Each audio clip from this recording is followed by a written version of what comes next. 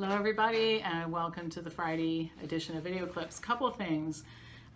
This is a very stressful time and we are offering very inexpensive group therapy / counseling sessions by teleconference. One is for anxiety and depression. The other is for strictly COVID related issues, people who are having difficulties due to unemployment, stressful relationships with members of your family, friendships that you've lost and that sort of thing. There's a member and non-member price, but it's very inexpensive and it allows a lot of people who really need to be connected to other humans to have that connection every week. Kylie Aurora is the therapist who's leading these sessions. She's wonderful. I've had a couple of people who I had been kind of prodding to consult with her as a therapist anyway, who did it when this all came about and said, oh my gosh, I should have done this a long time ago. She's just wonderful. So that's going on. Second thing I want to mention, a lot of people there's nothing to do. I mean, I haven't done anything really social. Of course, I'm writing a book and doing all this, right? But haven't done much social. So you might as well learn something. And we have some fabulous professional development programs. I think ours are the best because we teach people to do what we do, informed decision making, empowering people to make better decisions about their health. I mean, our members never bought any of this nonsense. They were trained not to let this kind of thing influence them. So PamPopper at MSN.com if you want more information. And then upcoming classes, ALS, fibromyalgia, and Cancer 201. And don't forget, we have a conference November 13 through 15 here in Columbus. Humans in the same room, eating together, congregating together for our 25th anniversary. And it is going to happen, folks. It's going to happen. So there is nothing else live going on. So you might as well come and spend a spectacular weekend with us. And our conferences, you'll never forget them once you attend one. So November 13 through 15, and we're just going to keep the price low. Everybody's a little stressed there too. So we'll just, this will be a heavily subsidized event. I'm going to be the heavily subsidizer, but I don't mind doing it. I want you here for our 25th anniversary. It's going to be really special. Okay, some things that I'm going to tell you today are scary. We're going to finish on a high note because we have to. But this is coming to a place near you. So here's what's going on around the world. Police in Kenya gave their sincere condolences after a 13-year-old boy was shot and killed on his balcony in Nairobi as police moved through the neighborhood enforcing a coronavirus curfew. They come in screaming and beating us like cows, and we're law-abiding citizens, said Hussein Moyo, the father of Yasin, the boy who was shot. Think about that for a minute. Migrant workers in India crouched on the side of the road as they were sprayed with chemicals in order to disinfect them before they entered their home province. They were covered in a bleaching agent, sodium hypochlorite, which can cause damage to the skin, eyes, and lungs. That's a good way to treat people.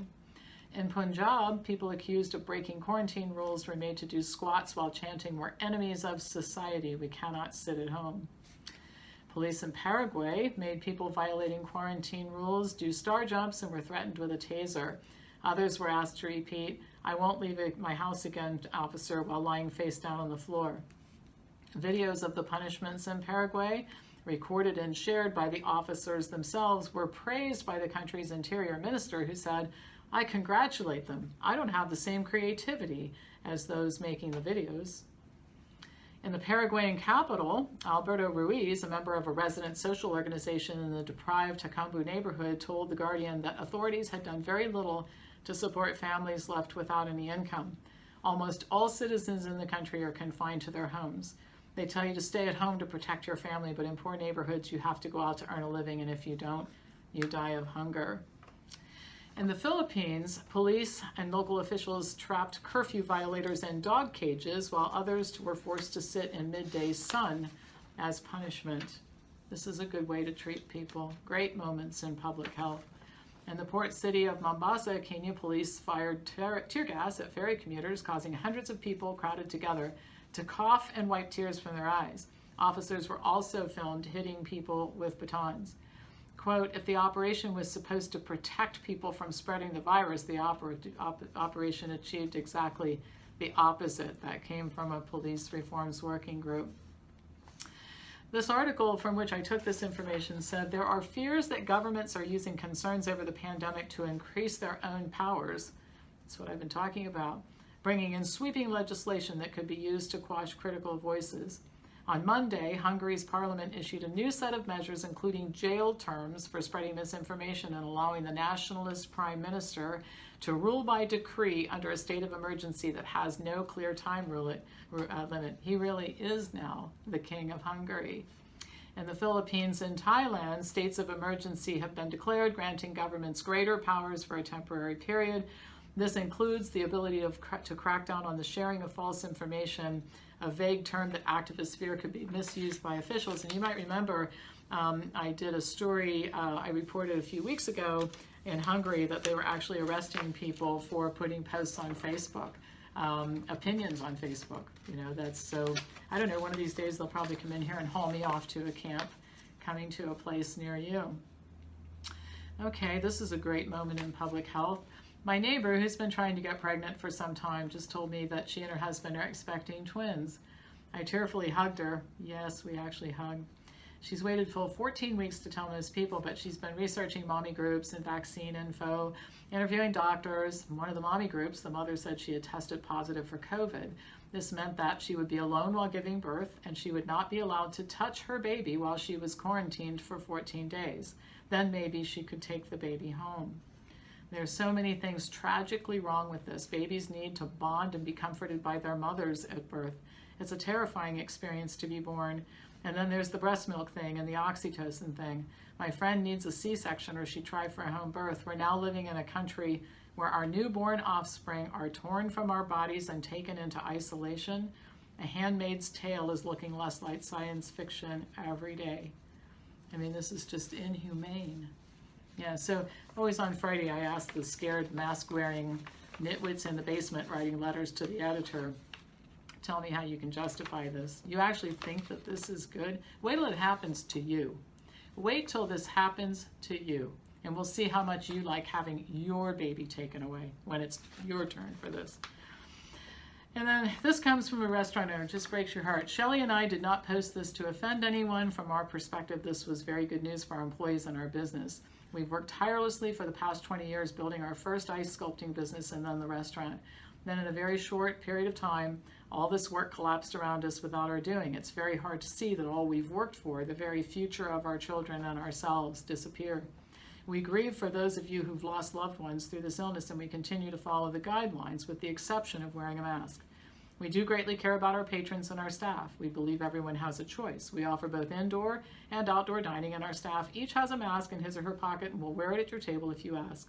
Our staff tried to wear them, but at the rate that they rush around in the summer heat, they were having difficulties breathing and they felt faint. At this point for us, it's very difficult to see this as not being politically motivated. We have faced 4 months of either forced closure or lowered abilities to have our business open, while so many others were not financially burdened. We're facing unrealistic minimum wage and unemployment issues that threaten the very fabric of our business and therefore our lives. With all the government has done to hospitality industry, we've not been able to catch up and make ends meet. We're not being taken care of by the government. Shelley and I did not collect unemployment, nor have we received all the promised grants for the business. We are $500,000 in debt for this business, and prior to the forced shutdown, we were financially sound. We had to make a choice to open without restrictions so we could try to rescue our livelihood and keep the 35 individuals that work for us employed, as well as ourselves. This is in no way a political stance. We're just fighting for our livelihood.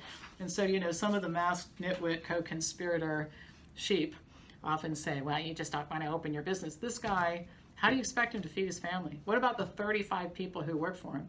You know what I think? I think the next thing we should do is we should start assessing sheep. We should have a program where we take a picture of the sheep taking a picture of us, and we have a rogues gallery. Wouldn't you love to have the government say, listen, you feel so strongly about all this locking down that all the sheep collectively are going to give up 50% of their salary and savings to take care of people who want to work and can't. I think that would be great. I wish that could happen. Of course, the sheep never are going to put their money where their mouth is. Too busy hiding in the basement, writing letters to the editors. Yeah, sing louder. And by the way, the sing louder, in case you weren't watching last week, comes from when the Nazis had taken over Germany and they were hauling Jews off to the death camps. A couple of people said that they knew that this was going on, and they could hear the Jews screaming in the trains when they went by on the way to the camps. So what they would do in church is sing louder. Sing louder. Then they didn't have to hear it. So, you masked sheep, coward, co-conspirators, sing louder. Keep singing louder while this devastation happens. You must be marvelously proud of yourself at this point in time, just like the emperors and empresses and kings and queens that rule our lives. All right, I said I would finish with some humor. We have to. I mean, if you don't do this once in a while, you'll cry. So somebody sent me this. I pledge allegiance to the mask of the United States of hysteria, and to the virus under which we panic, one nation, under COVID, in mutations and with vaccinations for all. So anyway, I love the things that people send me. And then another one, just kind of COVID humor. As governors clamor to follow the ways of science and save lives in their state, one state governor has read some very scary statistics from science and decided to go the extra mile to protect the safety of his citizens. Starting today, he said, all citizens of my state will be required to wear a snorkel at all times, both indoors and out. This will prevent thousands of tragic deaths resulting from people falling in their backyard pools. Science says we must do this. Every person in the state will be required to wear a snorkel, preferably paired with goggles 24 hours a day. When pressed as to why they were necessary indoors, the governor replied, hello, sinks, bathtubs, showers, there are water hazards everywhere inside the house. We can't be too careful. Science. According to the order, anyone caught without a snorkel will be required to pay a $15,000 fine or face 8 years of jail time. Second offenders will be shot on sight. We must do this to save lives and obey science. We're in this together, the state governor exclaimed before tripping on a microphone cord and falling headfirst into the press pool. So anyway, once in a while we do have to have some humor, because if we don't laugh at this, it keeps you going, you know what I mean? All right, so that's enough for the week. Lots of things coming up. PamPopper@msn.com is my email. Make Americans free again. By this time of the week, I think I need a little bit of time off. MakeAmericansFreeAgain.com is our website for signing up to join our initiative, and WellnessForumHealth.com is our company website. Thanks so much for watching. Invite others to watch as well. I'll be back to you next week with more news, I just try to stay sane. I think that's what we're all trying to do now, is in this insane, fact-free, hysterical world we live in. We're just going to try to stay sane. Talk to you next week.